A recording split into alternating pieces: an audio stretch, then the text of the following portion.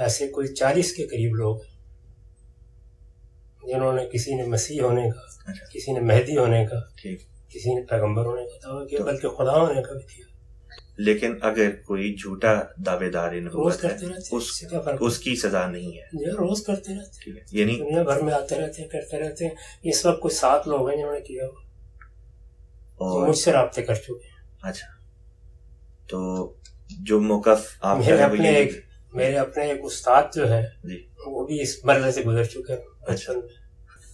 میرے والد گرامی بھی یہی کرتے تھے، ان پہ وحی بھی آتی تھی، الہام بھی ہوتا تھا، اور کسی نہ کسی پیغمبر سے روز ملاقات بھی ہوتی تھی. 87 سال کی عمر میں دنیا سے رخصت ہوئے. اشہد ان لا الہ الا اللہ وحدہ لا شریک لہ واشہد ان محمدا عبدہ ورسولہ اما بعد فاعوذ باللہ من الشیطان الرجیم بسم اللہ الرحمن الرحیم.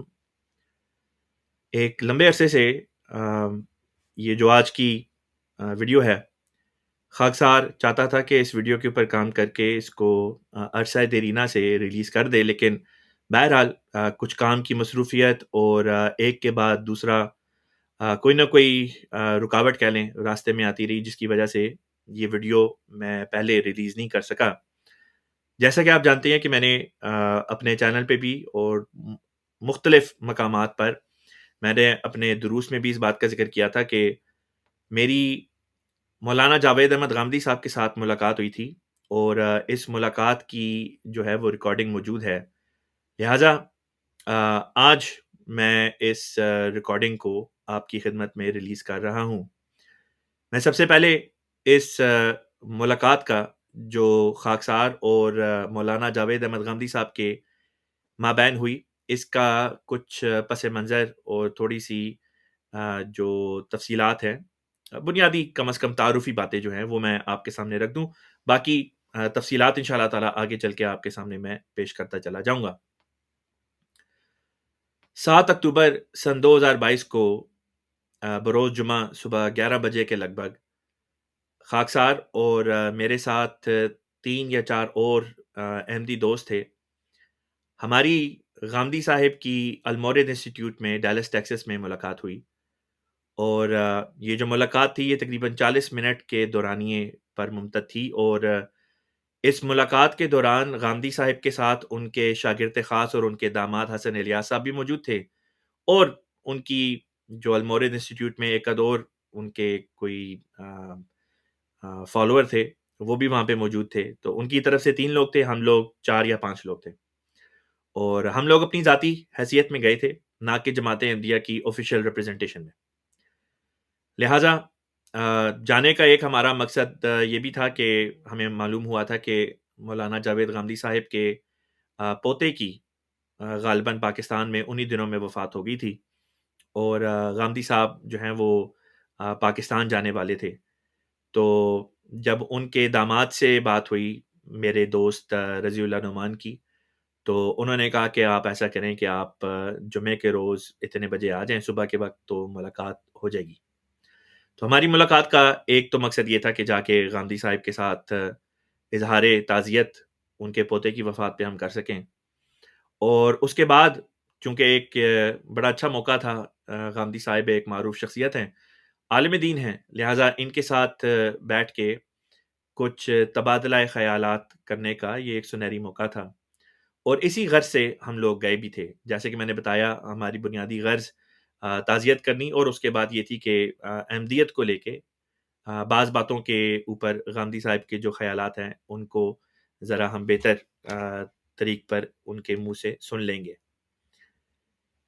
بہرحال یہ 40 منٹ کی جو ہماری ملاقات تھی، اس کی ریکارڈنگ ہم لوگوں نے بھی کی، آڈیو ریکارڈنگ اس کی ہم نے، اور اسی طریقے سے غامدی صاحب کی طرف سے بھی اس ملاقات کی آڈیو ریکارڈنگ کی گئی.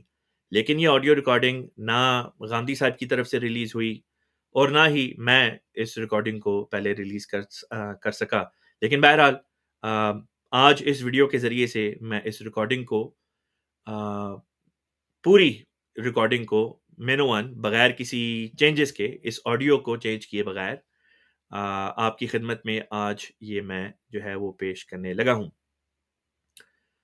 اس آڈیو کو پیش کرنے سے پہلے میں آپ کے سامنے ایک یہ بات بھی رکھنا چاہوں گا کہ آپ خود دیکھیں گے اس ملاقات میں غامدی صاحب جو تھے وہ اس بات کے شائق نہیں تھے، ان کا انٹرسٹ اس بات کی طرف نہیں تھا کہ حقیقت کیا ہے مختلف موضوعات کے اوپر جب ہم بات کر رہے تھے۔ ان کا انٹرسٹ یہ تھا کہ کس طرح سے گفتگو کو آگے نہ بڑھنے دیا جائے۔ غامدی صاحب اپنے بعض اور ڈیفرنٹ پروگرامات میں یہ بات بیان کر چکے ہیں کہ جب بھی وہ احمدیوں کے ساتھ بات کرتے ہیں تو ان کا طرز طریقے استدلال یا یہ کہ طریقے کلام جو ہوتا ہے وہ یہ ہوتا ہے کہ ایک چیز کے اوپر کھڑے ہو جائیں، وہاں سے آگے نہ جانے دیں۔ آپ دیکھیں گے کہ ایک چیز کے اوپر کھڑے ہونے کی بات تو دور کی رہی، غامدی صاحب جس چیز کے اوپر اپنی طرف سے کھڑے ہوتے تھے اس کے بارے میں بھی کوئی دلیل نہیں تھے دیتے، اور کئی باتیں انہوں نے اپنے ذہن سے جو ان کی اپنی مفروضات ہیں ان کو بیس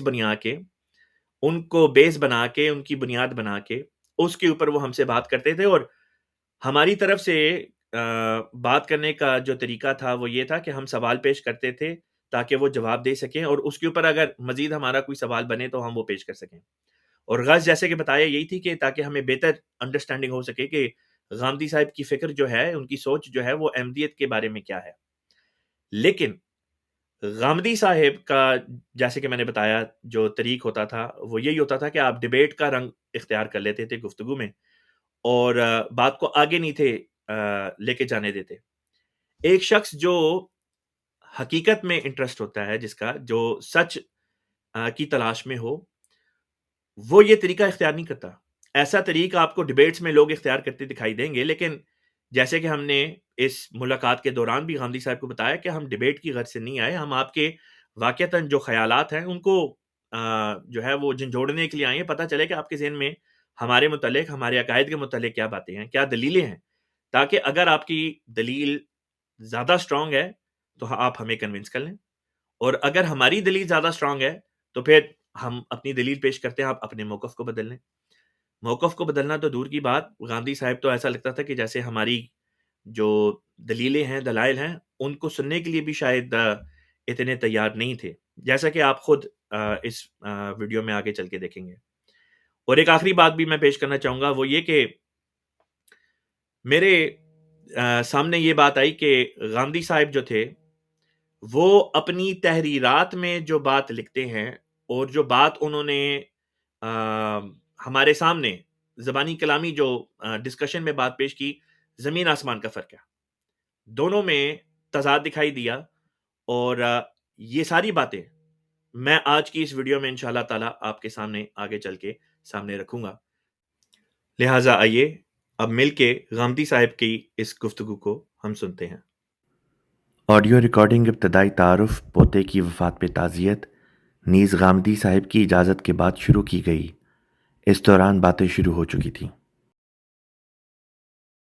قرآن کریم میں کوئی مقرر سزا نہیں جھوٹے انبیاء کے لیے، تو اس کے متعلق ایک سوال تھا کہ بہت سارے پہلے مفسرین سے بھی، جیسے ابن قیم وغیرہ، انہوں نے جب وہ مناظر کرتے تھے تو عیسائیوں کو صداقت حضرت محمد صلی اللہ علیہ وسلم کے لیے وہ یہ آیت پیش کرتے تھے، وَلَوْ تَقَوَّلَ عَلَيْنَا بَعْضَ الْأَقَاوِيلِ۔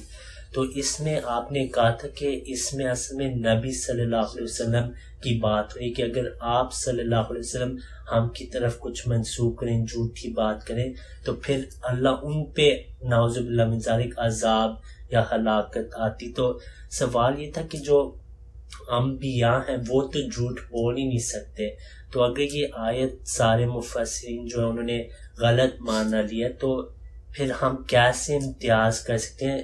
نبوت پہ نہیں بات ہوئی کہ نبوت ختم ہے یا جاری ہے، سوال یہ کہ ہاؤ ڈو وی ڈیفرینشیٹ کہ کون سا نبی سچ ہے اور کون نہیں سچ ہے؟ قرآن میں کیا کوئی سزا نہیں اگر کوئی اللہ کی طرف جھوٹ منسوب کرے؟ جب میں نے یہ کہا تھا کہ کوئی مقرر سزا نہیں، تو وہ ایک بالکل دوسرا موضوع تھا۔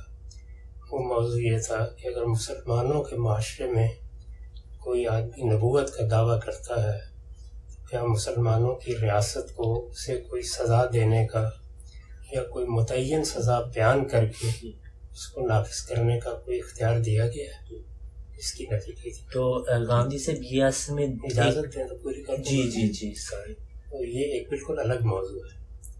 یعنی اس وقت مثال کے طور پر ایک شخص نبوت کا دعویٰ کرتا ہے، مسلمان اس کو نبی نہیں مانتے، تو کیا کوئی مقرر سزا ہے جو کسی کاذب نبی یا جھوٹے نبی کو جھوٹا قرار دے کے، جیسے آپ چور کو سزا دیتے ہیں یا قاذف کو سزا دے سکتے ہیں؟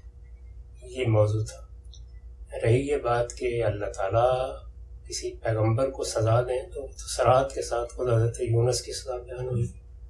یعنی جب پیغمبر کو پیغمبری کے منصب پر فائز کیا جاتا ہے، یا پیغمبر تو ایک طرف، جب کسی قوم کو منتخب کر لیا جاتا ہے، جیسے ذریت ابراہیم کا انتخاب ہوا ہے، ان کے لیے بھی قانون یہی ہے کہ اگر وہ نیکوکار ہوں گے، اللہ کی وفاداری کا حق ادا کریں گے، تو ان کو سرفرازی عطا ہوگی۔ اس کو قرآن نے بیان کیا ہے، لَأَكَلُوا مِن فَوْقِ رَأْسِهِمْ وَمِن تَحْتِ أَرْجُلِهِمْ۔ اور اگر وہ اللہ تعالیٰ کی نافرمانی کریں گے تو پیغمبر ہو یا قوم، اس کو دنیا ہی میں سزا ملے گی۔ اسی اصول پر بنی اسرائیل کے لیے سورہ اعراف میں سزا بیان ہوئی ہے، اور یہ کہا ہے کہ وقتاً فوقتاً میں ایسے لوگوں کو تمہارے اوپر مسلط کرتا رہوں گا جو قیامت کے دن تک تمہیں سزا دیتے رہیں گے۔ یہ پیغمبر کو بھی ملتی ہے خدا کی طرف سے اگر وہ کوئی غلطی کرتا ہے۔ تو اگر پیغمبر کو ملے گی تو پھر لازمی بات ہے کہ اگر کوئی جھوٹی طور پہ نبوت کا دعویٰ کرے گا تو اس کو تو پھر بدرجہ اولیٰ ملنی چاہیے۔ پیغمبر غلط بات کرے گا، اللہ پر کوئی جھوٹی بات باندھ دے گا، یعنی یہ پیغمبر کے لیے سزا ہے، جس طرح ذریت ابراہیم کی سزا ان کے لیے ہے، میرے لیے نہیں۔ میں روز ذریت ابراہیم بنا بیٹھا رہا ہوں، کوئی بھی نہیں پوچھے گا۔ کیا یہ کہنا درست ہوگا کہ آپ کا موقف یہ ہے کہ اگر کوئی جھوٹا اگر نبوت کوئی کا دعوے سچا دار پیغمبر جس کو خدا نے پیغمبری کے منصب پر فائز کیا، وہ کسی وقت مداہنت اختیار کر لے، قوم کو قبل از وقت چھوڑ کے چلا جائے، جیسے حضرت یونس چلے گئے، تو دنیا میں سزا ملے گی۔ لیکن اگر کوئی جھوٹا دعوے دار روز نبوت ہے کرتے رہتے ہیں، اس کی سزا نہیں ہے، یہ روز کرتے رہتے ہیں، ٹھیک ہے؟ یعنی دنیا بھر میں آتے رہتے ہیں، کرتے رہتے ہیں۔ اس وقت کوئی 7 لوگ ہیں جنہوں نے کیا ہوا، جو اور مجھ سے رابطے کر چکے ہیں۔ اچھا، تو جو موقف آپ کا میرے ہے وہ اپنے یہ ایک میرے اپنے ایک استاد جو ہے جی وہ بھی اس مرحلے سے گزر چکے ہیں بچپن میں۔ ٹھیک ہے، تو میرے علم کی حد تک میری اپنی 50 سال کی زندگی میں ایسے کوئی 40 کے قریب لوگ ہیں جنہوں نے کسی نے مسیح ہونے کا، کسی نے مہدی ہونے کا، ٹھیک، کسی نے پیغمبر ہونے کا دعویٰ کیا، بلکہ خدا ہونے کا بھی کیا۔ تو ان میں سے کوئی ایسا بھی تھا جس نے دعویٰ کرنے کے بعد توبہ بھی سارے نہیں کی؟ الحمدللہ اپنی طبعی موت مرے ہیں سوائے ایک۔ نہیں، وہ تو ٹھیک ہے، لیکن میرا سوال یہ تھا کہ کیا ان میں کوئی ایسا بھی تھا کہ اس نے نبوت کا دعویٰ کیا یا خدا سے وحی پانے کا دعویٰ کیا اور 23 سال زندہ بھی رہا، اور اس 23 سالہ دور میں اس نے میرے اپنا والد موقف ہی نہیں کرتے بدلا؟ تھے، میرے والد گرامی بھی یہی کرتے تھے، ان پہ وحی بھی آتی تھی، الہام بھی ہوتا تھا، اور کسی نہ کسی پیغمبر سے روز ملاقات بھی ہوتی تھی۔ 87 سال کی عمر میں دنیا سے رخصت ہوئے۔ یہاں پہ کچھ دیر کے لیے میں اس ریکارڈنگ کو روکوں گا۔ آپ نے غور سے سنا ہوگا کہ غامدی صاحب کے سامنے بات یہ پیش کی گئی کہ اللہ تعالیٰ سورہ الحقہ میں بیان فرماتا ہے کہ جھوٹے کو خدا تعالیٰ پکڑ لیتا ہے اور اس کو سزا دیتا ہے اسی دنیا میں۔ لہٰذا جب حضرت محمد مصطفیٰ صلی اللہ علیہ وسلم کی بابت سوال اٹھا تو اللہ تعالیٰ نے قرآن پاک میں فرمایا کہ اگر حضرت محمد مصطفیٰ صلی اللہ علیہ وسلم بھی جھوٹ بولیں گے نعوذ باللہ من ذالک، تو اللہ تعالیٰ ان کو اسی دنیا میں تباہ برباد کر کے رکھ دے گا، یعنی جھوٹے کو سزا دی جاتی ہے۔ اس پہ غامدی صاحب نے پہلے تو یہ کہا کہ جی نہیں، یہ جھوٹے کے لیے سزا نہیں ہے، یہ سچے کے لیے سزا ہے، کہ سچا بندہ اگر جھوٹ بولے گا تو اس کو یہ سزا دی جائے گی۔ پہلی بات تو یہاں پہ میں جو کرنا چاہوں گا وہ یہ ہے کہ غامدی صاحب ہمیں یہ بتانا چاہ رہے ہیں کہ نبی جو ہوتا ہے، اللہ تعالیٰ کا سچا نبی، وہ اپنے دعوے سے پہلے کی زندگی میں کبھی جھوٹ نہیں بولتا۔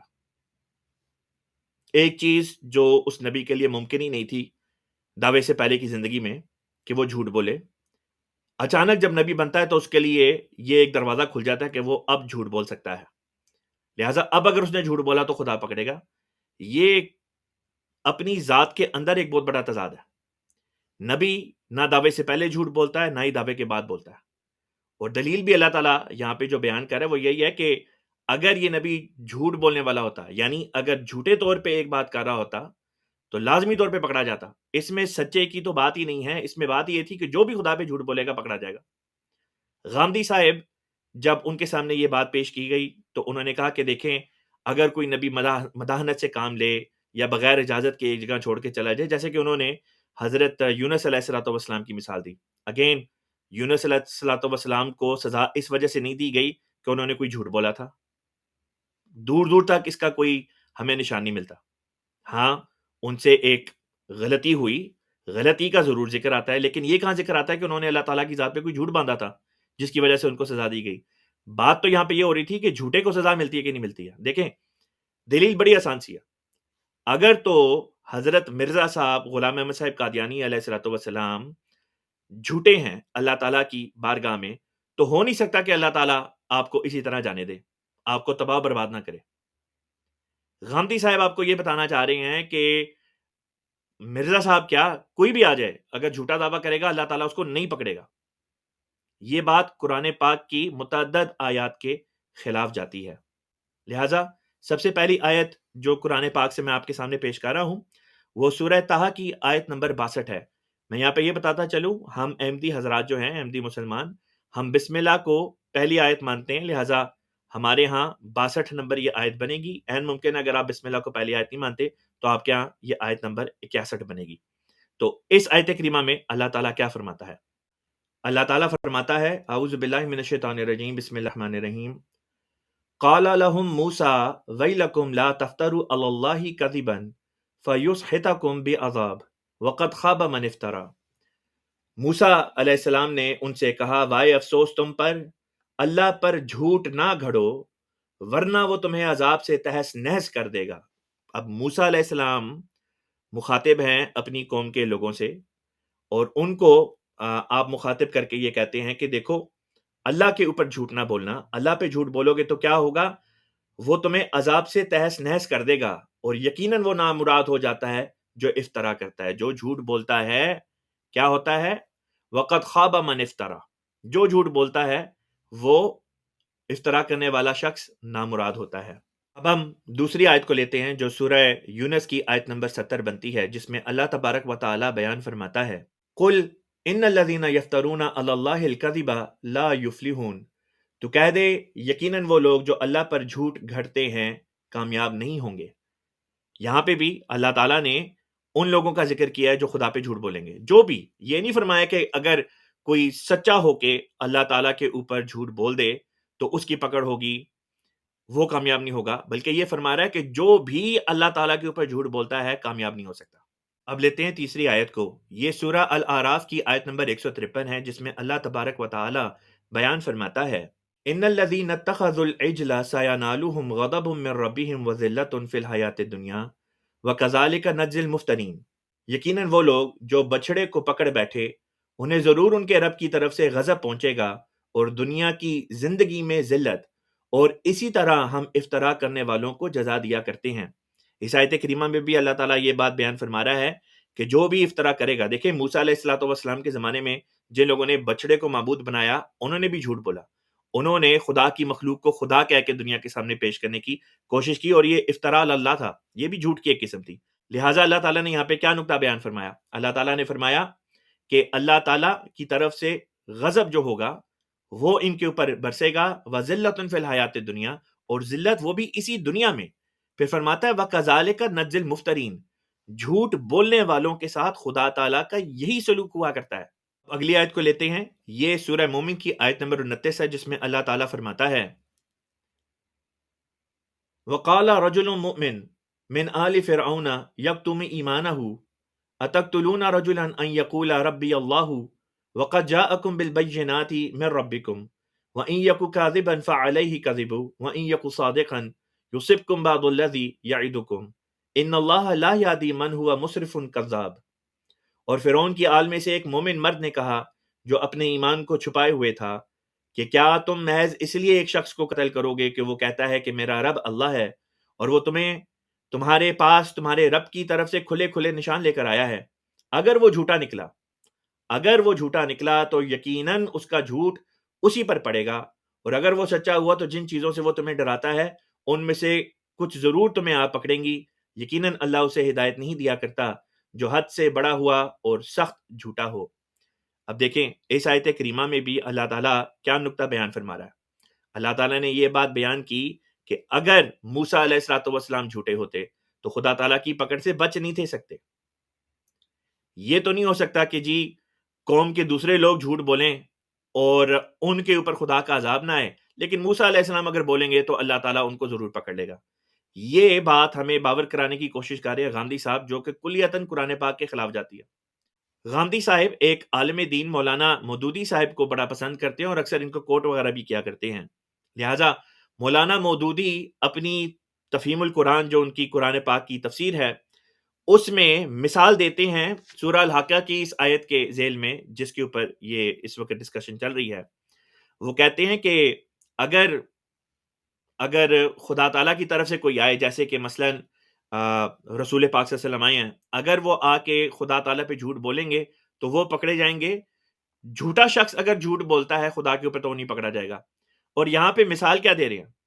کہتے ہیں مثال اس کی یہ ہے کہ جیسے کوئی بادشاہ کی طرف سے اس کا کوئی وزیر آئے اور آ کے پھر بادشاہ کے بارے میں جھوٹ سے کام لے تو بادشاہ ضرور اس کو پکڑتا ہے۔ اگر ایک شخص بادشاہ کا نمائندہ ہونے کا دعویٰ کرتا ہے اور واقعتاً وہ نمائندہ ہے اور پھر بادشاہ کی طرف جھوٹ منسوب کرتا ہے تو لازمی طور پہ، یعنی جھوٹی بات کر کے بادشاہ کی طرف منسوب کر دیتا ہے تو لازمی طور پہ بادشاہ اس کو پکڑے گا۔ لیکن کیا بادشاہ ایسے شخص کو چھوڑ دے گا جس کو بادشاہ نے بھیجا نہیں اور وہ آ کے یہ دعویٰ کرے کہ جی میں بادشاہ کی طرف سے ہوں؟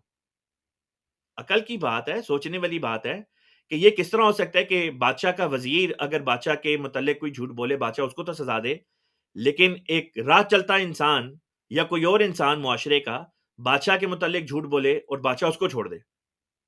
عقل کے خلاف یہ بات جاتی ہے، خود قرآن پاک کے خلاف یہ بات جاتی ہے۔ اسی لیے غامدی صاحب اس نقطے میں باقی تمام علماء کی طرح غلط ثابت ہوتے ہیں۔ اب اگلی آیت بھی سورہ الاعراف سے لی گئی ہے، فَمَنْ أَظْلَمُ مِمَّنِ افْتَرَىٰ عَلَى اللَّهِ كَذِبًا أَوْ كَذَّبَ بِآيَاتِهِ أُولَٰئِكَ يَنَالُهُمْ نَصِيبُهُمْ مِنَ الْكِتَابِ، یعنی پس اس سے زیادہ ظالم کون ہے جو اللہ پر جھوٹ گھڑے یا اس کے نشانات کو جھٹلائے؟ یہی وہ لوگ ہیں جنہیں نوشتہ تقدیر میں سے ان کا مقدر حصہ ملے گا، یہاں تک کہ جب ہمارے ایلچی ان کے پاس پہنچیں گے انہیں وفات دیتے ہوئے تو وہ انہیں کہیں گے کہ کہاں ہیں وہ جنہیں تم اللہ کے سوا پکارتے رہے ہو؟ جواباً وہ کہیں گے وہ سب ہم سے کھوئے گئے، اور وہ خود اپنے خلاف گواہی دیں گے کہ وہ کافر تھے۔ اب دیکھیں یہ آیت کریمہ بھی چیخ چیخ کر پکار رہی ہے کہ جو بھی شخص خدا تعالیٰ کی ہستی کے خلاف جھوٹ بولتا ہے خدا تعالیٰ کی پکڑ سے بچ نہیں سکتا، جیسے کہ فرمایا ینالہم نصیبہم من الکتاب، پکڑے جائیں گے، بچ نہیں سکتے۔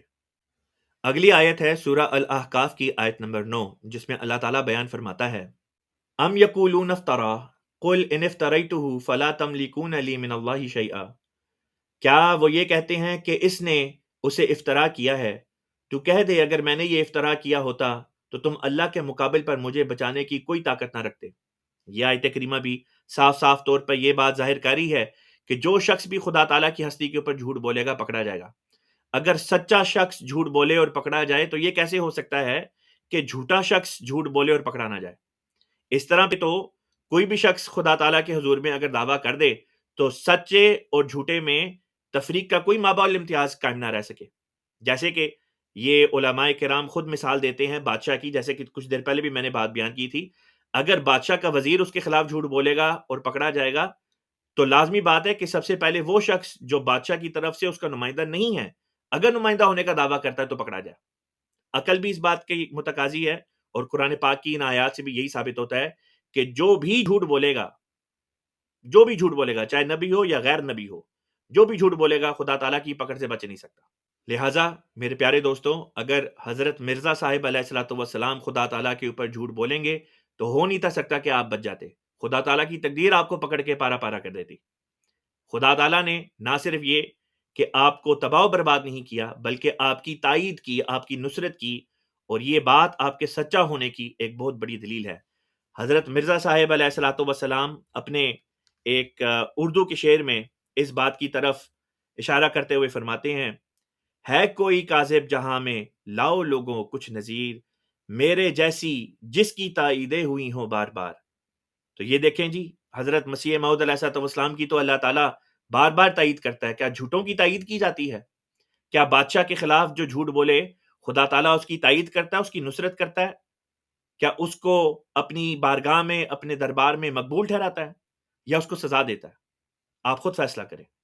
تو گاندھی صاحب اس میں پھر یہ سوال ہے کہ ابن قیم نے ایک جملہ ابن قیم کا میں جواب دینے ہوں، ابن قیم سے پوچھیں، نہیں، میری بات مجھ سے پوچھیں. نہیں، میں بس پوچھنا اگر میں ابن قیم سے واقف ہی نہیں بھائی، آپ میری بات مجھ سے. ٹھیک ہے. تو سوال یہ کہ انہوں نے ایک بات کی، I just want to know if you agree with it or not. مجھے دلچسپی کیا ہے؟ ٹھیک ہے نہ میں ابن قیم کا مدافع، جی، نہ مجھے اس سے کوئی بات کرنی ہے. میرے ہے. سامنے اللہ کی کتاب موجود ہے، ٹھیک ابن ہے. قیم سے بعد میں پوچھوں. تو گاندھی کتاب صاحب کو میں جانتا ہوں. جی جیسا کہ آپ نے ابھی غامدی صاحب کو سنا، غامدی صاحب ابن قیم سے اپنے ہاتھ چھڑا رہے ہیں اور اپنے ہاتھ دھو رہے ہیں.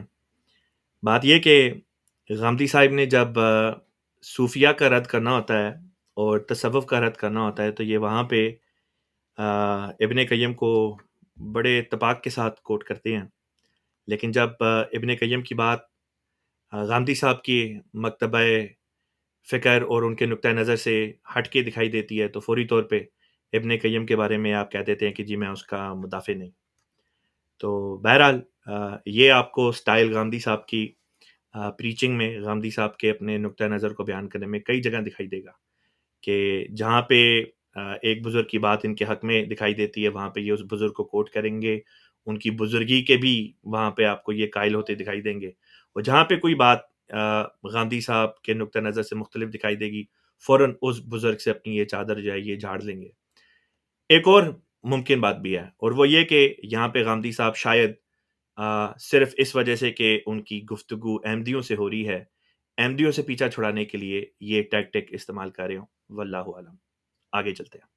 اس پہ آپ اگری کرتے ہیں کہ اگر کوئی جھوٹا دعوی نبوت کرے یہ ممکن ہے کہ اللہ تعالیٰ ان کی مدد کرے اور ان کی جو پیش گوئی ہیں وہ پوری ہوں؟ بہت ہو جائیں گی، اس لیے کہ اللہ کا قانون محال کام کرنا شروع کر دے گا. مہلت دے کے وہ استدراج کے ساتھ پکڑتا ہے. ہم بھی روم رویلا وہ تو منکرین کو اس حد تک دیتا ہے کہ پیغمبر کی موجودگی میں کمال حاصل کر لیتے ہیں. تو اللہ کا ایک قانون محال ہے جو دنیا میں کام کر رہا ہے. لیکن کیا یہ ہو سکتا ہے کہ میں نے یوگیوں کی، ہندوؤں کی ایسے ایسے معجزے دیکھے ہیں کہ آپ پریشان ہو جائیں. صبح شام میرے والد کے پاس آتے تھے. جیسا کہ آپ نے اس وقت غامدی صاحب کو سن لیا ہے، غامدی صاحب کہتے ہیں کہ جی جھوٹے لوگ بھی کمال حاصل کر سکتے ہیں، ان کی پیشن گوئیاں بھی پوری ہو سکتی ہیں. کہتے ہیں کہ جی وہ بھی معجزات دکھا سکتے ہیں. اگر یہ ساری چیزیں جھوٹے لوگ کر سکتے ہیں تو پھر سچوں اور جھوٹوں میں امتیاز کیا رہا؟ غامدی صاحب کی جو سوچ ہے اس کو جتنا آپ سنیں گے، آپ جتنا اسٹڈی کریں گے، بار بار یہ چیز سامنے آئے گی کہ انہوں نے مذہب کو اس حد تک ڈائلیوٹ کر دیا ہے کہ واقعتاً سچے کی صداقت اور جھوٹے کا جھوٹ بیچ میں کوئی مابعول امتیاز انہوں نے نہیں چھوڑا.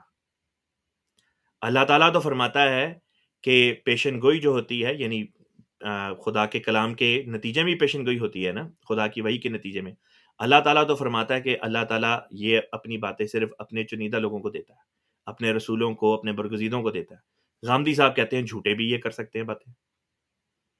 پھر بات غامدی صاحب کرتے ہیں معجزات کی، تو میں شعبدہ بازی کی بات نہیں کر رہا، میں میجیشنز کی ٹرک کی بات نہیں کر رہا ہوں، میں حقیقی معجزات کی بات کر رہا ہوں.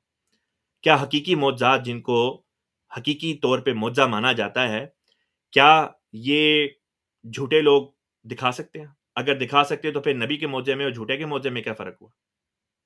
بقول غامدی صاحب کے کوئی فرق نہ ہوا. ہم تو یہ کہتے ہیں کہ حقیقی معجزہ خدا تعالیٰ کے سچے برگزیدہ لوگوں کے علاوہ اور کوئی دکھائی نہیں سکتا، جھوٹا تو بہرحال نہیں دکھا سکتا. پھر غامدی صاحب آگے سے ایک یہ بات بھی کرتے ہیں، کہتے ہیں کہ جی انبیاء کی موجودگی میں کئی جھوٹے کمال حاصل کر گئے. اللہ تعالیٰ تو فرماتا ہے قرآن پاک میں کہ نبی کی پیروی ہے جو انسان کو خدا تعالیٰ کا مقبول بندہ بناتی ہے. جس کو آپ کمال کہتے ہیں، کمال یہی ہے نا کہ انسان خدا تعالیٰ کا مقبول ہو جائے، خدا کا ولی بن جائے، خدا اس کا ولی بن جائے. تو اللہ تعالیٰ نے تو اس کے لیے جو قرآن پاک کے اندر شرط رکھی وہ یہ کہ ان کنتم تحبون اللہ فاتبعونی یحببکم اللہ، کہ محمد رسول اللہ صلی اللہ علیہ وسلم کی پیروی، محمد رسول اللہ صلی اللہ علیہ وسلم سے محبت جو ہے وہ انسان کو خدا تعالیٰ کا محبوب بناتی ہے۔ غامدی صاحب کہتے ہیں جھوٹے لوگ بھی جو ہیں وہ کمال حاصل کر سکتے ہیں۔ کمال تو یہ ہے، ہم تو اس کو کمال مانتے ہیں، پتہ نہیں غامدی صاحب پھر کس چیز کو کمال مانتے ہیں۔ تو بہرحال نہ حقیقی معجزے جھوٹے دکھا سکتے ہیں، نہ حقیقی کمال جھوٹے حاصل کر سکتے ہیں، اور ہمارا یہ ماننا بھی ہے کہ حقیقی طور پہ معجزات اب اسلام کے علاوہ کسی اور مذہب میں نہیں دکھائی جا سکتے۔ غامدی صاحب کے بقول معجزات کوئی بھی کہیں پہ بھی دکھا سکتا ہے، بقول ان کے انہوں نے ہندو جوتشیوں پنڈتوں کے بعض کرتب دیکھ کے انہی کا نام غالباً معجزہ رکھ لیا ہے۔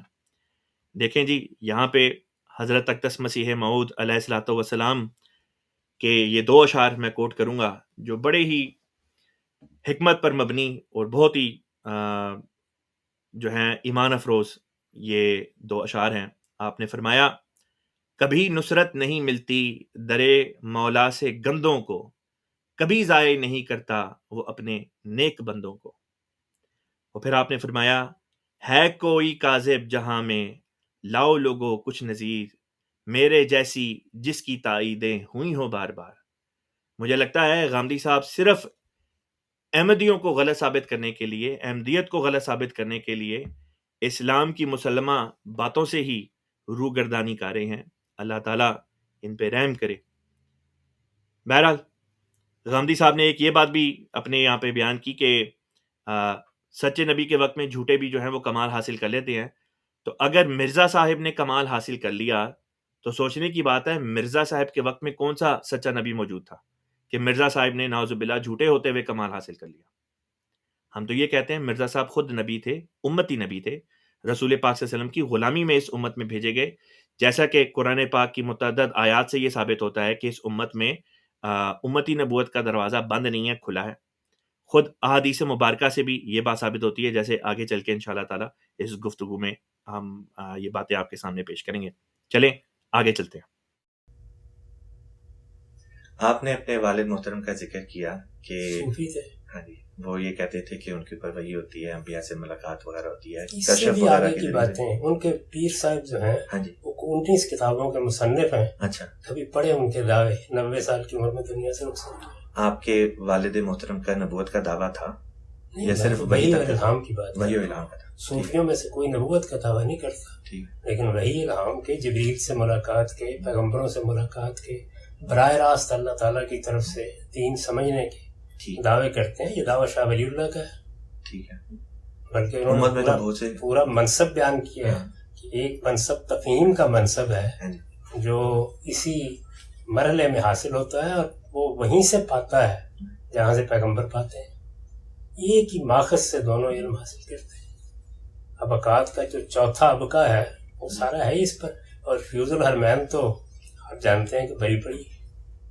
یہاں پہ غامدی صاحب بتاتے ہیں کہ جی ان کے والد صاحب جو تھے صوفی تھے اور ان کو بھی وحی و الہام کا دعویٰ تھا اور بڑی لمبی عمر میں انہوں نے وفات پائی، اور یہ بات انہوں نے یہاں پہ آڈیو میں دعوے کے طور پہ بیان کی۔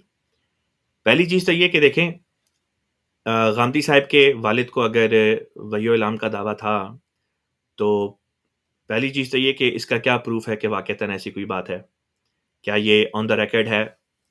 کیا انہوں نے کہیں پہ یہ اپنی ان رائٹنگ یہ بات پیش کی ہے کہ ہاں جی مجھے خدا تعالیٰ وحی کرتا ہے؟ اور اگر تو ان رائٹنگ ہے تو پھر وہاں سے بات کو شروع کرنا چاہیے کہ ہاں جی انہوں نے فلاں سن میں یہ دعویٰ کیا کہ اللہ تعالیٰ ان کو وحی کرتا ہے، اور اس کے بعد سے آگے دیکھا جائے کہ اگر تو ان کا ذہن جو ہے وہ ٹھیک تھا اور وہ ذہنی طور پہ ذہنی مریض نہیں تھے، تو پھر اگلی بات یہ ہوگی کہ جی کیا ان کو 23 سال کا عرصہ ملا یہ دعویٰ پیش کرنے کے بعد، یا اس دوران میں ان کی جو ہے وفات ہو گئی 23 سال سے پہلے؟ کیونکہ 23 سال رسول پاک صلی اللہ علیہ وسلم کی زندگی کا جو دعوی نبوت کا جو عرصہ ہے اس کو علماء نے سورہ الحاقہ کی آیت کے مطابق معیار بنایا ہے سچے کی صداقت کا، کہ جب دعویٰ کرے انسان کہ جی وہ خدا کی طرف سے اور خدا سے ہم کلام ہوتا ہے تو اس کے بعد کم از کم اس کو 23 سالہ جو ہے یہ زندگی ضرور ملنی چاہیے۔ تو غامدی صاحب کے والد صاحب کے بارے میں انہوں نے یہ مثال تو دے دی، لیکن کوئی پروف نہیں ہے کہ واقعتاً اگر ان کے اوپر وحی ہوتی تھی ان کا دعویٰ تھا تو وہ ریٹن کدھر ہے کہ انہوں نے اپنا یہ دعویٰ شائع کیا ہو؟ یا دوسری بات یہ کہ اگر انہوں نے کیا بھی ہے تو کیا اس بات کا کوئی ثبوت ہے کہ انہوں نے اپنی وفات سے پہلے یا اس عرصے میں جو ہے وہ انہوں نے توبہ نہیں کر لی اس عقیدے سے؟ کیونکہ ہم یہ نہیں کہتے کہ جو یہ دعویٰ کرتا ہے کہ جی خدا سے ہم کلام ہوتا ہے اور کیا کہتے ہیں واقعہ میں اللہ تعالیٰ سے ہم کلام نہ ہوتا ہو تو اللہ تعالیٰ اس کو چھوڑ دیتا ہے. ہم تو یہ کہتے ہیں جو خدا پہ جھوٹ بولے گا سوائے اس کے کہ کوئی ذہنی مریض ہے اور اس کو پتہ نہیں کہ وہ کیا بات کر رہا ہے، اس کے اوپر سے تو شریعت ویسے ہی شریعت کے حکم جو معذور لوگ ہیں اس کے اوپر تو ویسے ہی لاگو نہیں ہوتی. تو اگر تو وہ اس لحاظ سے معذور نہیں تھے ذہنی طور پہ تب یہ نقطہ اٹھایا جائے گا کہ آیا انہوں نے توبہ کی کہ نہیں کی. کیونکہ اگر انہوں نے توبہ کر لی تب ہم مانتے ہیں کہ اگر ایک بندہ ایک عقیدے سے توبہ کر لیتا ہے تو اللہ تعالیٰ تواب الرحیم ہے، اللہ تعالیٰ معاف کرنے پہ بھی قادر ہے، معاف کر دیتا ہے. لیکن ایک شخص ایک بات پیش کرے ذہنی طور پہ ذہنی مریض نہ ہو، صحیح دماغ ہو اور دعویٰ کرے کہ جی مجھے خدا تعالیٰ نے کلام میرے ساتھ کیا جبکہ خدا نے کلام نہ کیا ہو، اور وہ اس کو دعوے کے طور پہ پیش کرے اور توبہ بھی نہ کرے تو پھر وہ خدا تعالیٰ کی پکڑ سے بچ نہیں سکتا. کیونکہ اگر وہ خدا تعالیٰ کی پکڑ سے بچ جائے تو پھر ایسے کیس میں سچے اور جھوٹے میں کوئی مابعد امتیاز نہیں رہتا. لہٰذا اس بات کا ثبوت تو غامدی صاحب کے اوپر ہے کہ وہ پھر یہ ثبوت دیں کہ نمبر ایک ان کے والد کا یہ جو دعویٰ تھا اس کو انہوں نے کہیں پہ شائع کیا ہوا ہے، یہ بتائیں.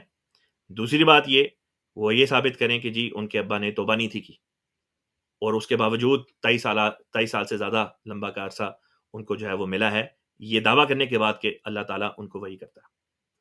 تو خواب میں کوئی چیز دیکھ لینا اور اس کو الہام سمجھنا یہ الگ بات ہے. ہم بات کر رہے ہیں دعویٰ کرنا کہ جی جبریل امین آئے ہیں اور آ کے انہوں نے وحی کی ہے، جیسے کہ یہاں پہ غامدی صاحب نے خود بیان کیا اپنے والد کے بارے میں. تو بار ثبوت جو ہے وہ غامدی صاحب کے اوپر ہے.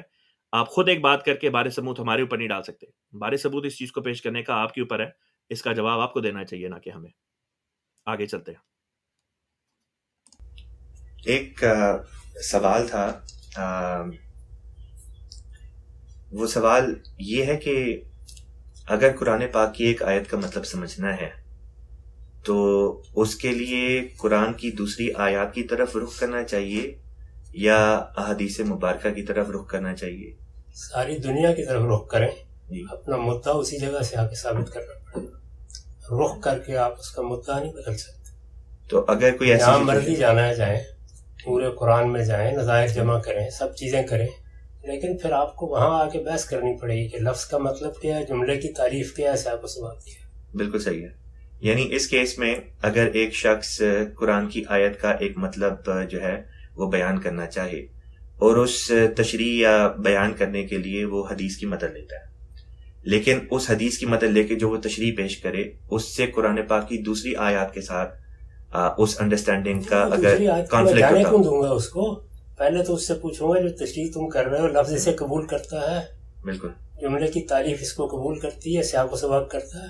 زبردست، یہ تو وہیں طے ہونا ہے. بالکل یعنی وہ حدیث لے آئے، وہ تورات لے آئے، بالکل وہ اپنا کوئی الہام لے آئے، قرآن کی اس آیت میں آ کے تو وہیں طے ہونا ہے، اور وہاں بالکل. تینوں مرحلوں سے گزر کے طے ہونا ہے.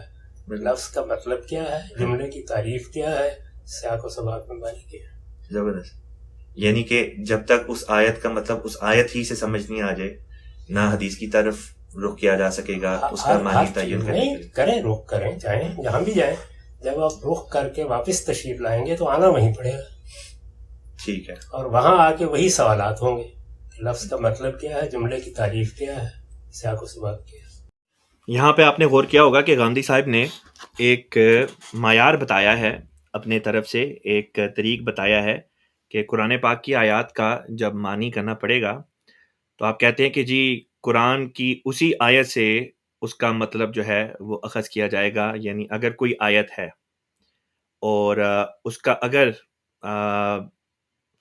اس سے متعلق بعض باتیں کسی اور آیات میں آتی ہیں جو اس کے اوپر روشنی ڈالتی ہیں، تو غامدی صاحب یہاں پہ یہ کہنا چاہ رہے ہیں کہ آپ دوسری آیات کی طرف نہیں جا سکتے، پہلے آپ کو اسی آیت سے وہ سارے مطالب بیان کرنے پڑیں گے. اگر وہ وہاں پہ ثابت ہوتے ہیں پھر اس کے بعد آپ ضمنی طور پہ کہنے کے لیے کہ جی دیکھو یہی بات فلاں آیت میں بھی بیان ہوئی ہے، آپ اس طرف جا سکتے ہیں. اب دیکھیں غامدی صاحب یہ جو بات پیش کر رہے ہیں، اس بات کے خلاف اس سے مختلف، اس سے ہٹ کے باتیں آپ نے اپنی تصنیفات، اپنی تحریرات میں بیان کی ہیں.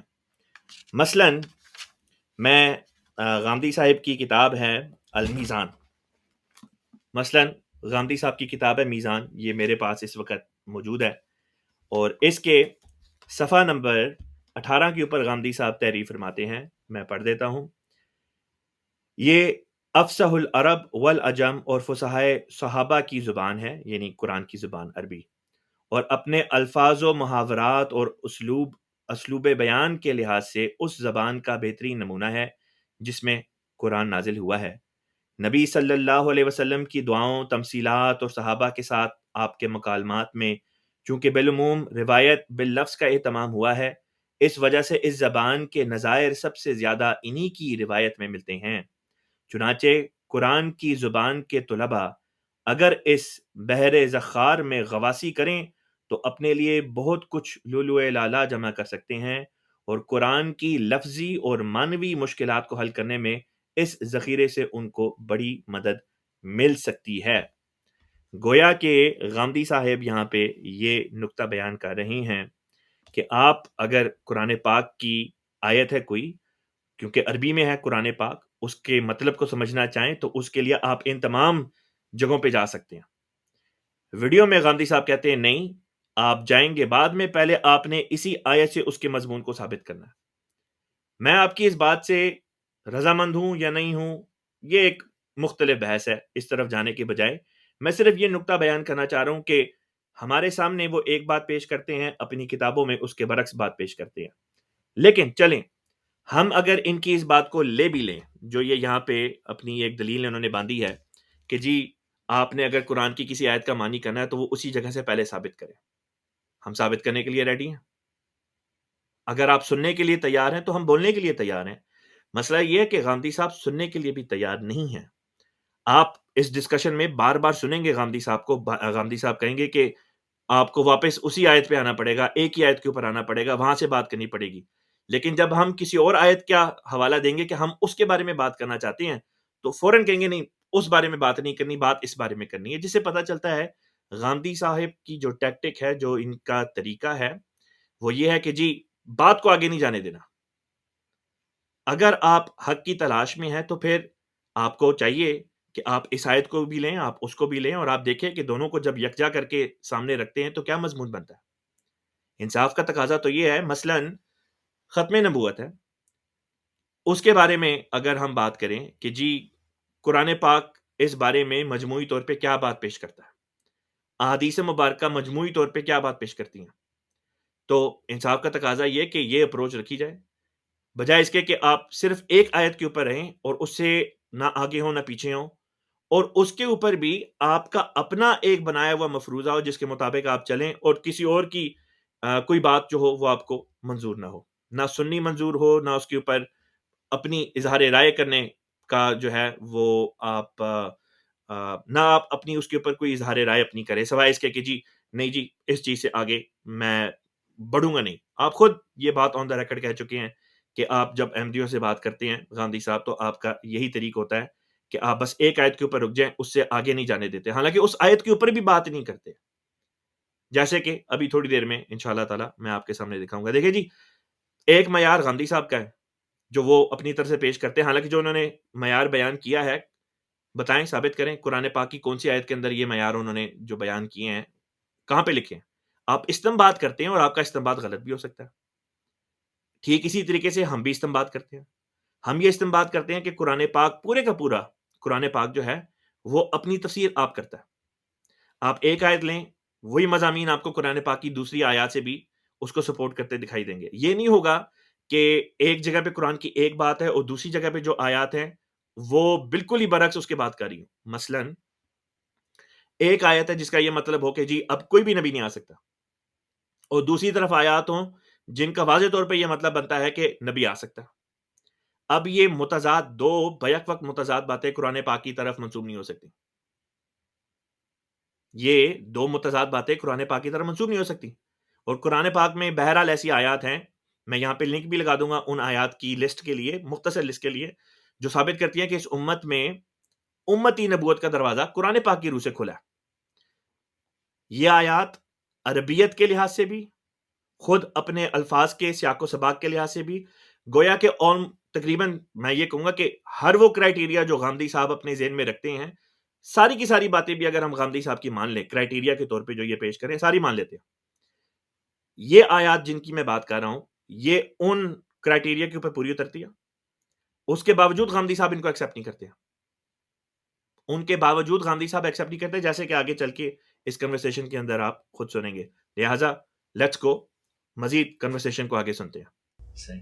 ٹھیک ہے غامدی صاحب، ایک سوال یہ تھا، میں آپ کا بیان سنا تھا، اس میں آپ نے کہا تھا کہ جو قرآن کریم میں خاتم النبیین کا لقب نبی صلی اللہ علیہ وسلم کو اللہ تعالیٰ نے دیا، اس میں 2 پارٹس ہیں اس کویشچن کا. ایک یہ کہ دوسری قرات میں خاتم بھی آتا ہے، تو آپ نے اس بیان میں کہا تھا کہ خاتم آیا خاتم نہیں ہے، تو کیا آپ میں تو کسی دوسری قرات کو نہیں مانتا مصحف کے سوا. آپ جانتے ہیں ابھی حال میں اس موضوع پر گفتگو کر کے فارغ ہوا ہوں، تو میرا خیال ہے کہ 16 قسطوں. ٹھیک ہے، تو سوال یہ کہ آپ نے اس میں کہا تھا کہ مصحف پہ جو قرات مسلمانوں نے سب دی ہے، بس وہی قرات ہے قرآن کی. باقی سب اخبار احاد ہیں، ان کی حیثیت وہی ہے جو حدیثوں کی ہوتی ہے. جی، تو سوال یہ کہ جو عربی کتابوں میں خاتم کا بھی لفظ آیا وہ بھی عربی کتابوں پر اعراب کس نے ڈالے ہیں؟ علماء نے علماء کی کیا حیثیت ہے عربی زبان میں؟ قرآن پہ اعراب کس نے ڈالے؟ اللہ تعالیٰ. اس لیے کہ وہ قراتن نقل ہوا ہے، اس کو کہا ہے قرآن نے، کہا ہے فَإِذَا قَرَأْنَاهُ فَاتَّبِعْ قُرْآنَهُ سَنُقْرِئُكَ فَلَا تَنْسَى. خدا کی قرات ہے، اس لیے وہ سند ہے زبان میں. علماء کے اعراب کوئی سند نہیں. تو جو سارے کہتے ہیں خاتم کا مطلب بھی افضل ہے، وہ غلطی کر رہے ہیں بیسک. افضل میں جانتا ہی نہیں کہ مطلب اس کا ہو سکتا ہے. تو جب بو علی سینا کے لیے یہ لفظ استعمال ہوتا ہے ان کی القانون کے کہاں ہوا ہے خاتم الاطباء، ان کے ٹائٹل خاتم؟ آپ کیسے پتہ چلا ہوا ہے؟ خاتم ہوا ہے. خاتم ہاں، وہ تو خاتم ہوا کو ہے. لے لیتے ہیں، وہ تو ہوا ہے. خاتم لے لیتے ہیں تو وہ خاتم آخری تو ہو الاطباء. سکتا ہے. آخری شاعر جہاں آباد کا خاموش ہے اقبال. خاتم کے لحاظ سے اس کا کیا مطلب بنے گا؟ خاتم کا آخری، ختم کرنے والا. ختم کرنے والا. تو کیا اس میں افضلیت کی معنی نہیں آتی؟ نہیں، میں تو اس کو مانتی نا، مجھے نہیں پتا یہ کیا چیز ہے. میں تو خاتم سے واقف ہوں، قرآن میں ایک ہی ہے بس. آپ مانتے کہ خاتم افضلیت کے لیے آتا ہے، لیکن ہاں، قرآن میں آخری بھی آتا ہے، خاتم بھی آتا ہے، آتے رہتے ہیں. اس کا ایک محل اور موقع ہوتا ہے، ایسے ہی نہیں آ جاتا. آتے کا مطلب یہ نہیں ہوتا کہ اردو زبان کے لغت میں آپ نے دیکھا کہ اچھا کے ایک معنی یہ بھی ہوتے ہیں اور غالب کے شعر میں بھی ڈال دیے. وہ تو اس آیت نے قبول کرنا ہے جا کے معنی جو. دیکھیے، معنی طے کرنے کا ایک ہی مسلمہ قاعدہ ہے، لفظ معروف معنی میں ہونا چاہیے. عربیت کی روح سے اس کے اندر کوئی شاذ چیز داخل نہیں ہونی چاہیے، اس لیے کہ قرآن کی دس ہے کہ وہ بلسان عربی مبین نازل ہوا ہے. جملے کی تعریف بالکل ٹھیک عربیت کے مطابق کرنی چاہیے، سیاق و سباق کو اس معنی کو قبول کرنا چاہیے. اس کے سوا آپ اور آپ کیا، سارے ہمارے علماء زمین آسمان کے کلابے ملا دیں، جتنی آیتیں چاہے پڑھ لیں، جتنی حدیثیں چاہے پڑھ لیں، آنا وہیں پڑے. ہمارے مدرسہ فکر میں کوئی گنجائش نہیں اس کی کہ آپ دائیں بائیں سے آ کے معنی تبدیل کر دیں. بڑی دلچسپ گفتگو تھی یہ، اور اس سیگمنٹ میں آپ نے سنا کہ کس طرح سے غامدی صاحب لفظ خاتم کے بارے میں جو ان کا نقطہ نظر ہے اس کو پیش کر رہے ہیں. پہلی بات تو انہوں نے یہ پیش کی کہ جی جہاں جہاں بھی علماء نے لفظ خاتم استعمال کیا ہے تے کی زبر کے ساتھ تو وہ غلط ہے، اس لیے کیونکہ وہ اعراب انہوں نے لگائی ہیں. حالانکہ عربوں کی زبان وہ بولتے ہیں، سنتے آئے ہیں، بولتے آئے ہیں، پڑھتے آئے ہیں، اور جو وہ سنیں گے اسی کے مطابق، جو وہ بولیں گے اسی کے مطابق اگر وہ بات پیش کرتے ہیں اور اعراب لگاتے ہیں تو غامدی صاحب کو وہ قبول نہیں. ٹھیک ہے، غامدی صاحب کی اس بات کو بھی لے لیتے ہیں. پھر آپ نے دیکھا کہ میں نے دوران گفتگو یہ نقطہ پیش کیا کہ جی لفظ خاتم مختلف لوگوں کے لیے عربی کتب میں، جن کے لکھنے والے عربی، جن کی مادری زبان عربی، جو قرآن کی عربی سے واقف، جو عربی زبان کے لٹریچر سے واقف اور غامدی صاحب سے زیادہ واقف، وہ سب غلطی خوردہ ہیں اس لفظ کے جو پروننسیشن ہے اس کو لے کے. اور غامدی صاحب کی پروننسیشن صحیح ہے. غامدی صاحب کہتے ہیں کہ جی وہاں پہ بو علی سینا وغیرہ کے لیے مثلاً میں نے مثال دی کہ القانون جو ان کی کتاب ہے اس کے بالکل پہلے صفحے کے اوپر لکھا ہے کہ خاتم الاطباء. تو یہ کہتے ہیں کہ جی آپ کو کیسے پتا چلا کہ یہ خاتم ہے؟ یہ تو خاتم ہے. میں آپ سے پوچھتا ہوں آپ کو کیسے پتا چلا کہ یہ خاتم ہے؟ خاتم نہیں ہے. ہم تو جب کہتے ہیں کہ یہ خاتم ہے تو خود عرب اس کی گواہی دیتے ہیں جن کی یہ زبان ہے کہ ہاں جی یہ لفظ خاتم ہی ہے. آپ یہ کہتے ہیں کہ جی لفظ خاتم نہیں ہے، خاتم ہے. پوری عربی لٹریچر، عربی زبان، عربی ادب آپ ایک طرف کر دیتے ہیں جب بات آتی ہے احمدیت کی. آپ نے اپنی باتوں کو کوٹ کرنے کے لیے آپ ان سارے لوگوں کو کوٹ کرتے ہیں، ساری چیزیں کوٹ کرتے ہیں، لیکن جب بات آ جاتی ہے احمدیوں کی کہ احمدی یہ نقطہ نظر پیش کر رہے ہیں تو ہمارے نقطہ نظر کو غلط ثابت کرنے کے لیے آپ نے پوری کی پوری عربی ادب کو، عربی لٹریچر کو، عربوں کے کلام کو، ان کی زبان کو اٹھا کے بالائے طاق رکھ دیا. بہرحال ابو علی سینا کی میں نے مثال دی. اسی طریقے سے لفظ خاتم جو ہے یہ عرب شعراء کے کلام میں بھی جو ہے یہ استعمال ہوا ہے. اور یہ جو غامدی صاحب کی کتاب ہے میزان، اس میں آپ نے خود یہ بات بیان کی ہے کہ یہ جو زمانہ جاہلیت کے خاص طور پہ جو شعراء تھے ان کا کلام عربی زبان کو، اس کے معنی کو سمجھنے میں بڑا ممد ہے. جیسے کہ یہ میں نے پہلے بھی یہ بات بیان کی تھی، آپ نے یہ کہا کہ یہ کلام جو ہے عربوں کا، اس کو اگر آپ ان کی زبان کو سمجھتے ہیں تو اس کے ذریعے سے قرآن پاک کے معنی سمجھنے میں آپ کو آسانی ہوگی. یہاں پہ آپ نے حضرت عمر الفاروق رضی اللہ تعالیٰ عنہ کا ایک قول جو ہے وہ نقل کیا ہے الجامع لاحکام القرآن سے، القرطبی، اور یہ آپ ہی کی کتاب میزان کے صفحہ نمبر 19 پہ ہے. آپ کہتے ہیں کہ حضرت عمر رضی اللہ تعالیٰ عنہ نے فرمایا، لوگو تم اپنے دیوان یعنی اہل جاہلیت کے اشعار کی حفاظت کرتے رہو، اس لیے کہ ان میں تمہاری کتاب کی تفسیر بھی ہے اور تمہارے کلام کے معانی بھی.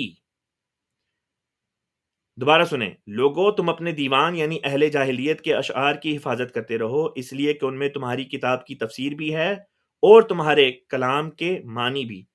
گویا کہ آپ خود یہ بات کر رہے ہیں کہ جو عربوں کا کلام ہے اس سے قرآن پاک کی آیات کے معنی سمجھنے میں بھی آسانی ہوتی ہے، لفظوں کے معنی سمجھنے میں. ہم کہتے ہیں کہ لفظ خاتم ہے، خاتم نہیں ہے. عرب ہمارے ساتھ اس بات میں شریک ہیں، شامل ہیں، وہ کہتے ہیں کہ ہاں جی لفظ خاتم ہے.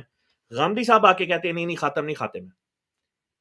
ہم نے تو چلے اپنے حق میں عربوں کو پیش کر دیا، آپ اپنے حق میں کس کو پیش کریں گے کہ یہ لفظ خاتم نہیں خاتم ہے؟ جن کی زبان ہے، جن کی تحریرات ہے، جب وہ پروناؤنس کرتے ہیں وہ کہتے ہیں خاتم ہے. غامدی صاحب کہتے ہیں نہیں، میں یہ نہیں مانوں گا، میں تو خاتم ہی کہوں گا. پھر خود کہتے ہیں کہ خاتم کا مطلب ہے ختم کرنے والا. خاتم کا مطلب ہے ختم کرنے والا، تو خود سوچیں ختم کرنے والا کن معنوں میں؟ ابو علی سینا نے کیا چیز ختم کی ہے؟ آپ نے مثال دی آخری شاعر جہاں آباد کا خاموش ہے، تو کیا جہاں آباد میں ان کے بعد کوئی اور شاعر نہیں ہوا؟ بہت سے ہوئے، اس پائے کا شاعر نہیں ہوا.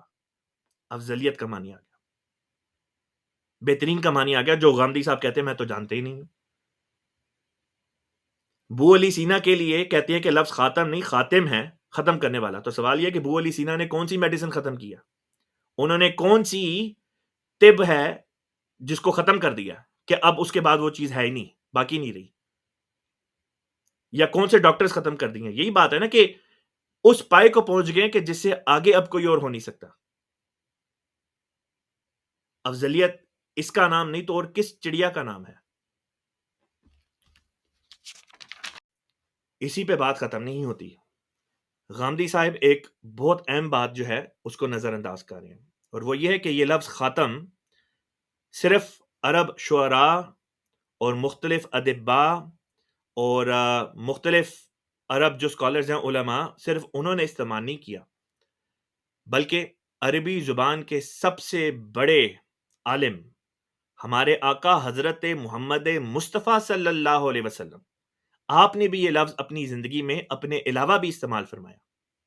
آپ نے مثلا حضرت ابن عباس جو آپ کے چچا تھے ان کے لیے یہ لفظ جو ہے یہ استعمال فرمایا. کنز العمال میں یہ حدیث آتی ہے، آپ نے اپنے چچا کو مخاطب کر کے فرمایا کہ اطمئن یا کہ اے میرے چچا اطمینان رکھیے، جیسے میں انبیاء کا، جیسے میں نبیوں میں خاتم ہوں، اسی طریقے سے آپ مہاجرین میں خاتم المہاجرین ہیں. جیسے میں خاتم الانبیاء ہوں ویسے آپ خاتم المہاجرین ہیں. اب کہہ کے دکھا دے کہ نہیں نہیں خاتم لفظ نہیں ہے، خاتم لفظ ہے، کیونکہ رسول پاک صلی اللہ علیہ وسلم کے لیے تو آپ مانتے ہیں کہ لفظ خاتم نہیں آیا، خاتم آیا، اور رسول پاک صلی اللہ علیہ وسلم موازنہ کر رہے ہیں، کمپیئر کر کے بتا رہے ہیں کہ جیسے میں خاتم ہوں ویسے نبوت میں، ویسے ہی آپ خاتم ہیں ہجرت میں، خاتم المہاجرین ہیں۔ اب یہ ایک مثال ہے جہاں پہ خود رسول پاک صلی اللہ علیہ وسلم نے یہ لفظ استعمال فرمایا کسی اور کے لیے، لفظ خاتم، اس سے آپ انکار نہیں کر سکتے۔ اگر کرتے ہیں تو پھر آپ خود رسول پاک صلی اللہ علیہ وسلم کی باتوں کا انکار کر رہے ہیں، جیسے کہ آپ حضرات بھی، ہمارے مشاہدین جو ہیں، آپ لوگ خود بھی دیکھیں گے آگے چل کے کہ غامدی صاحب واقعتاً واضح طور پہ کہیں گے میرے سامنے حدیث نہ لے کر آؤ، میرے سامنے قرآن کی کوئی آیت بھی نہ پیش کرو۔ یہ بات بھی غامدی صاحب کے منہ سے ہم نے سنی۔ رسول پاک صلی اللہ علیہ وسلم نے پھر خاتم الاولیاء کے الفاظ حضرت علی کرم اللہ وجہہ رضی اللہ تعالیٰ عنہ کے لیے استعمال فرمائے کہ جیسے میں نبیوں کا خاتم ہوں ویسے آپ اولیاء کے خاتم ہیں۔ دوبارہ یہ لفظ خاتم دوسری دفعہ رسول پاک صلی اللہ علیہ وسلم کے مبارک ہونٹوں سے دنیا نے سنا۔ حضور صلی اللہ علیہ وسلم نے یہ دوسری دفعہ یہ لفظ خاتم جو تھا اپنے علاوہ بھی کسی اور کے لیے استعمال کیا۔ ہاں، نبوت کے معاملے میں، انبیاء کے معاملے میں یہ خاتم کا لفظ صرف رسول پاک صلی اللہ علیہ وسلم کے لیے آیا اور قرآن پاک میں آیا، لیکن یہ لفظ خود رسول پاک صلی اللہ علیہ وسلم نے نبوت سے باہر نکل کے، یعنی نبوت کے معاملے کے علاوہ جہاں پہ ولایت کا ذکر تھا وہاں پہ حضرت علی کے لیے یوز کیا، جہاں پہ ہجرت کا ذکر تھا وہاں پہ حضرت عباس کے لیے یوز کیا، اور انہی معنوں میں کیا جن معنوں میں ہم کرتے ہیں، بہترین کے معنوں میں۔ اس کا یہ معنی کرنا کہ جی اب مطلقاً ہر قسم کا دروازہ جو ہے وہ بند ہے، اگر تو خاتم النبیین کا یہ معنی کیا جائے کہ جی اب رسول پاک صلی اللہ علیہ وسلم کے بعد ہر قسم کی نبوت کا دروازہ بند ہے، اب کوئی بھی نہیں آ سکتا، تو پھر ماننا پڑے گا کہ حضرت عباس رضی اللہ تعالیٰ عنہ کے بعد کسی قسم کی کوئی بھی ہجرت نہیں ہو سکتی، کوئی مہاجر نہیں ہو سکتا، اور اسی طریقے سے کوئی شخص ولی بھی نہیں ہو سکتا، کیونکہ آخری ولی تو حضرت علی رضی اللہ تعالیٰ عنہ تھے۔ یہ ساری باتیں قرآن کے، حدیث کے اور عقل کے خلاف جاتی ہیں، اس لیے قرآن، حدیث اور عقل کے خلاف جانے والی بات کو انسان رد کرے، وہ زیادہ بہتر ہے، بجائے اس کے کہ اندھی تقلید میں، جس طرح غامدی صاحب صرف احمدیوں کو غلط قرار دینے کے لیے یہ طرز اپناتے ہیں، یہ طرز ان کی غلط ہے۔ بہرحال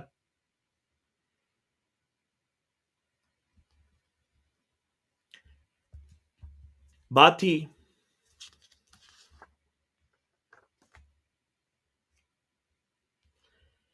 اس ضمن میں، غامدی صاحب کہتے کہ وہ تو جانتے نہیں کہ خاتم کے علاوہ، یا خاتم کا مطلب جو ہے وہ آخری کے علاوہ بھی کچھ ہو سکتا ہے، تو ہم آپ کو بتاتے ہیں کہ جی اس میں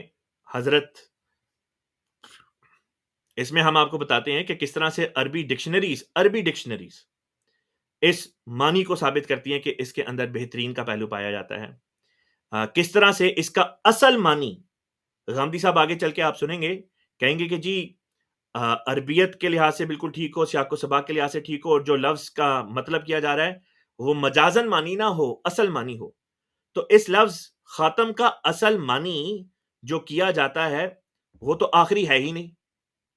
مجاز کے طور پہ علماء اگر اس کا آخری معنی کرتے ہیں تو وہ مجاز کے طور پہ کرتے ہیں، اور مجاز کے طور پہ کسی چیز کا آخری معنی لینا، وہ ہم نے بتا دیا، اس سے افضلیت کا مضمون جو ہے وہ ظاہر ہوتا ہے۔ اس کا اصل معنی جو ہے وہ تو وہ بنتا ہی نہیں ہے جو غامدی صاحب پیش کر رہے ہیں۔ مجاز کے طور پہ تو آپ لے سکتے ہیں، اصل معنی بہرحال وہ ہوگا جو عربی زبان کے علماء نے خود اس کے بارے میں بتایا۔ لہذا مفردات جو امام راغب کی بڑی مشہور کتاب ہے، اس میں امام راغب بیان کرتے ہیں الختم والطبع کے لفظ دو طرح سے استعمال ہوتے ہیں، کبھی تو ختمتو اور طبعتو کے مصدر ہوتے ہیں اور اس کے معنی کسی چیز پر مہر کی طرح نشان لگانا کے ہیں، اور کبھی اس نشان کو کہتے ہیں جو مہر لگانے سے بن جاتا ہے، یعنی مہر لگانے سے، اور مہر کا جو نشان ہوتا ہے اس کو کہتے ہیں مجازن۔ اب یہ اصلی معنی تھا، اب مجازن بتا رہے ہیں۔ مجازن کبھی اس سے کسی چیز کے متعلق وثوق حاصل کر لینا اور اس کا محفوظ کرنا مراد ہوتا ہے، جیسا کہ کتابوں یا دروازوں پر مہر لگا کر انہیں محفوظ کر دیا جاتا ہے کہ کوئی چیز ان کے اندر داخل نہ ہو۔ تو یہ جو نبوت کو بند کرنے والا معنی آپ کر رہے ہیں، اس کے بارے میں یہ ڈکشنری جو ہے یہ کیا کہتی ہے کہ جی مجازی معنی ہے جو آپ لے رہے ہیں، اصل معنی نہیں ہے۔ آپ کے اپنے قاعدے کے مطابق غامدی صاحب مفردات جو یہ کتاب ہے، قرآن کی ڈکشنری ہے، قرآنی الفاظ کی، عربی کی، مادوں کی، یہ بتاتی ہے کہ جو معنی آپ کر رہے ہیں وہ مجازی معنی ہے، اصل معنی نہیں ہے. اصل معنی وہ ہے جو ہم کرتے ہیں کہ مہر لگا کے کسی چیز کو جاری کرنا، مہر کا نقش کسی چیز کے اوپر لگ جانا. ہم یہ کہتے ہیں خاتم النبیین کا مطلب ہے کہ نبیوں پر محمد مصطفیٰ صلی اللہ علیہ وسلم کی مہر لگتی ہے. جس پر محمد مصطفیٰ صلی اللہ علیہ وسلم کی مہر لگے گی خدا تعالیٰ کی درگاہ میں وہ نبی ہو جائے گا. سورہ نساء کی آیت نمبر 70 اسی بات کے ثبوت میں ہم پیش کرتے ہیں، کیونکہ وہ یہ ثابت کرتی ہے کہ اس امت کے اندر ہوتے ہوئے، یعنی مسلمانوں میں سے ہوتے ہوئے، جو بھی اللہ اور اس کے رسول صلی اللہ علیہ وسلم کی اطاعت کرے گا، اللہ تعالیٰ اس کو مقام نبوت بھی عطا فرما سکتا ہے، صدیقیت بھی عطا فرما سکتا ہے، مقام شہادت بھی عطا کر سکتا ہے، شہید کا رتبہ بھی دے سکتا ہے، اور صالحیت کا رتبہ بھی دے سکتا ہے. یہ چاروں چیزیں اس امت میں ممکن ہیں.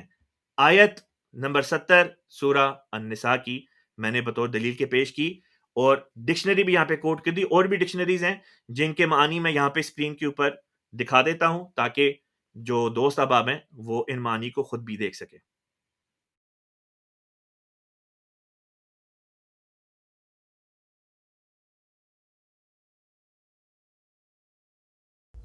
کہ آپ کی نظر میں حضرت مرزا صاحب، مرزا غلام احمد صاحب قادیانی علیہ السلام کا